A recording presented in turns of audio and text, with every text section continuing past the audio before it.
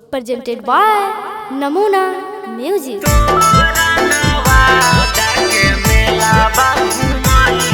Mixed by SP Nitish.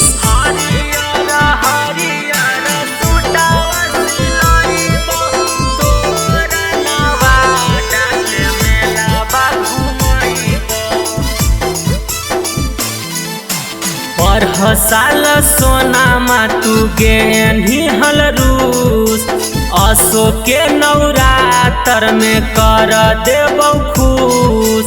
पर हसाल सोना मा तू गेंधी हल रूस असो के नवरात्र में कर देबौ खुश। हरियर हरियर सूटावा सिलइबौ तोरा नवादा के मेला घुमइबौ।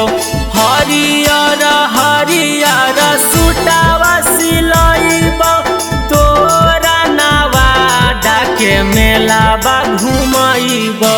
तोरा नवादा के मेला बा घुमइबौ।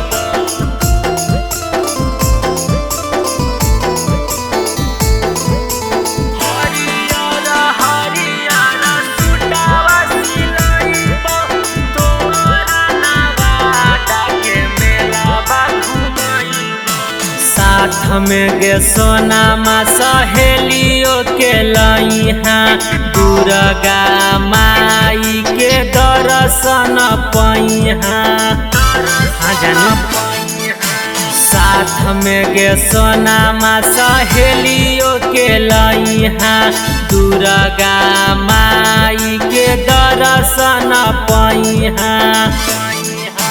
मौत कुआं तारा समानी चढ़इबौ तोरा जमुई के मेला घुमइबौ। मौत कुआं तारा समानी चढ़इबौ तोरा जमुई के मेला बा घुमइबौ। तोरा नवादा के मेला बा घुमइबौ। Namuna Recording Studio, Rajgir. हरियर हरियर सूटावा सिलइबौ तोरा नवादा के मेला बा घुमइबौ। कीन देबौ सोना मागे काना मागे बाली चूड़ी हरियर का होठावा के लाली। आई जानी कीन देबौ सोना मागे काना मागे बाली चूड़ी हरियर का होठावा के लाली। राजेश बिहारी सख महेश बक बोलइबौ तोरा गे नरदीगंज के मेला घुमइबौ। रवि दीवाना साथे सनी के बोलइबौ तोरा गे नरदीगंज के मेला बा घुमइबौ। आज भागी Namuna Recording Studio, Rajgir.